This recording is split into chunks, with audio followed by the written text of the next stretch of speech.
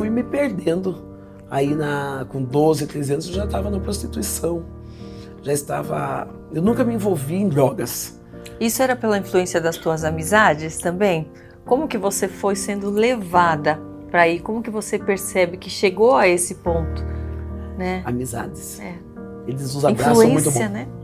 É um abraço muito acolhedor. É um abraço muito aconchegante, é algo que... Ainda mais quando você não se sente segura dentro De de casa, casa, você isso. encontra um grupo, né, algumas Que pessoas... te abraça, que te aceita. Eu era, como que eu posso dizer? A rainha da justiça. A dona da justiça. Então eu defendia os fracos e necessitados. Então eu era mais briguenta, mais falante, a mais que ia adiante das pessoas. E isso cativou o mal, né? Então as pessoas do mal veio e me abraçou. Porque o mal, bem colocado no lugar certo, ele consegue transparecer mais que o bem. Ele não consegue viver mais tempo do que o bem. O bem é mais forte, né? Mas o mal colocado no momento certo, ele consegue ofuscar o bem. Você vai dizer que existe escuridão? Não existe escuridão. O que existe é ausência de luz. Então o mal só aparece quando está faltando o bem. Então eu não conhecia o bem. Eu só conhecia o mal. Sim. Então tudo E aquilo era aquela tua realidade. Tudo que vinha de você mal já... para mim estava tudo bem. É. Quanto mais coisas erradas viessem, Sim. estava tudo certo. Aí o que me...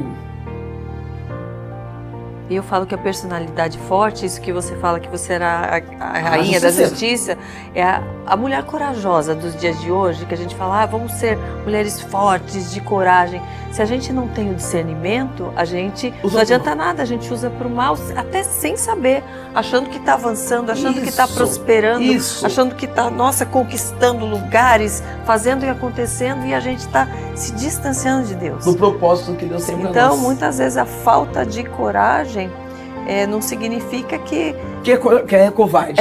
Exatamente. Às vezes é zelo, você estar se resguardando. Todo carro bom, ele pode ter um motor excelente, mas se não tiver freio... É verdade. Exatamente. Então nós somos um carro bom, um motor excelente, mas eu falo assim, o motor nosso é o Deus operando em nós, trabalhando em nós, né? E o Espírito Santo é o freio. Calma agora é hora de você esperar. E é difícil esperar, né? E nessa época sua mãe também não tinha conhecimento? Não tinha. Daí minha mãe, ela... Não sei se foi por amigos. Não, nós já íamos no terreiro. Como foi o desenvolvimento... O que vocês buscavam lá no terreiro? Porque eu não buscava nada. Já que... Então, porque por mais que falassem, eu passava, o seu próprio pai, né? Eu passava na igreja e via o que essas pessoas têm. Quando ia no terreiro, vocês buscavam o quê? Se sentir melhores? Ter mais prosperidade? O que vocês iam buscar lá? Porque na verdade o que acontece... Porque tudo é uma busca daquele vazio, preencher aquele vazio de algum jeito, né? Na verdade, como nós éramos miseráveis em tudo, e as pessoas têm o costume de dizer que tudo é o diabo. Mas na verdade tudo são atitudes. O diabo existe sim. Então, é espírito mal que faz beber. É espírito mal que... Então vamos desenvolver esse espírito, tirar para fora, exorcizar isso, né? Aí quando meu pai falece, a minha mãe ela começa a se desenvolver na Umbanda, e da Umbanda ela vai pro Candomblé. Aí ela tem um outro nível. Com a ideia de ficar mais forte espiritualmente. Aí com meu pai eu não tive um conhecimento do que era a Umbanda. Com a minha mãe eu já convivi com ela ali.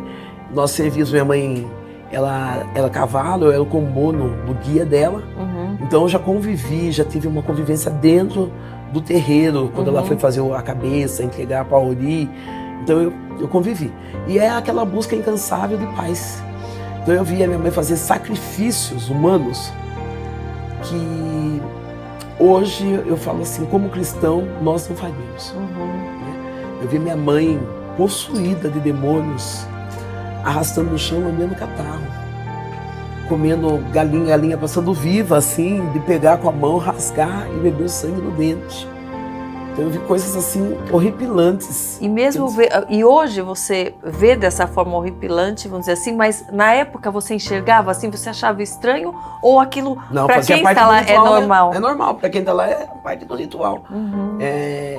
Você fica tão envolvido com aquilo que se torna normal. Normal, natural, é a sua religião. Sim. Né? Na busca incansável de paz, na busca incansável de esperança. Não há um questionamento tipo, por que precisa fazer isso? Por que precisa, sei lá, dar uma bebida para o santo ou queimar isso, queimar aquilo?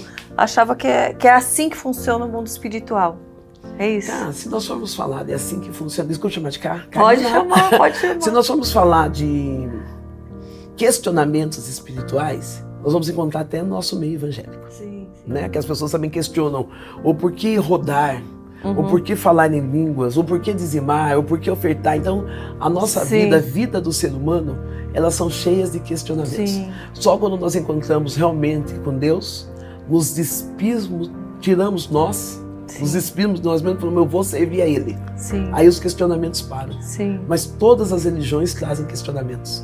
Não tem como, eu vejo às vezes pessoas cristãs se perdendo por tão pouco, dizendo que saiu porque fulano fez isso, parou, porque... Questionamentos. Sim. Não precisa. Sim. Quando você resolve servir a Cristo, a servir a Deus, todos os questionamentos e dúvidas caem por terra.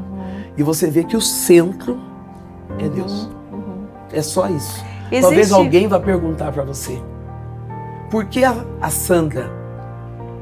Por que a pastora Sandra? Tem alguém que se ache mais capacitado do que eu para estar aqui, né? Fazendo questionamentos. Mas quando Deus escolhe alguém, Ele derruba todo o protocolo. Sim. Só para trazer alguém. Sim. Não tem. Então, eu não julgo as pessoas que estão no Espiritismo. Sim. Não julgo aquelas como eu que sou cristã e sirvo a Deus de toda a minha alma, porque eu sei que aonde tem ser humano, sempre vai haver questionamentos. Sim. Então tudo que eu vi ali... Existia Deus e Jesus também? Oxalá. Que eu não conheço. Oxalá. Oxalá é assim como outro nome, mas é considerado, né, que é o Pai Oxalá, que respeitavam como tal e faziam oferendas como tal. E existe alguma Bíblia que se segue? A Bíblia. A própria Bíblia? E aonde, por exemplo, que fala que não é para buscar os espíritos, os mortos? Essa parte é vista de que forma? Passa, né? Passa batido, não lê. Na verdade, não lê. Hoje nós, a palavra de Deus diz, conhecereis a verdade e a verdade te libertará. E sair dessas vendas dos olhos não é fácil, porque você vê a Bíblia, uma Bíblia que não é aberta e ela só funciona se abrir, né? Sim. Então uma Bíblia que não é aberta, ali o alvo, centro principal, não é uma adoração a Deus, é uma adoração... Você se torna refém de um ser humano que se julga tendo um nível espiritual maior do que o seu. Sim. Você se torna refém daquilo.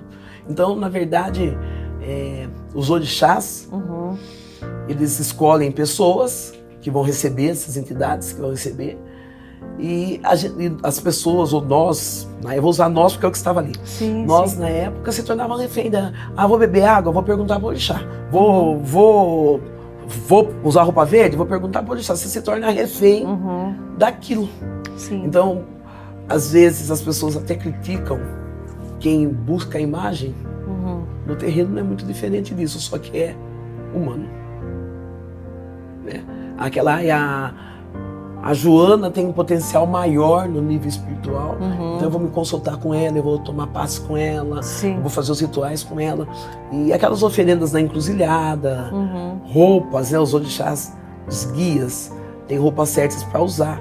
Só que a minha mãe, quando ela me trouxe... E essas ordens, assim, elas são recebidas no plano espiritual? No plano espiritual dos orixás. Porque se usa a Bíblia e na Bíblia não tem esses direcionamentos, é como se eles, nos antepassados, recebessem espiritualmente, olha, esse aqui vai usar assim, vai girar assim, é tipo isso. Isso. Se você for olhar... É como a gente enxerga, eu vou fazer uma comparação, mas Nós somos muito temor, guiados, com muito temor, guiados pelo Espírito Santo. Nós cremos que existe, que o Espírito de Deus habita em nós e nós somos guiados pelo Espírito Santo. É como Qual é a se... simbologia que nós usaríamos para o Espírito Santo?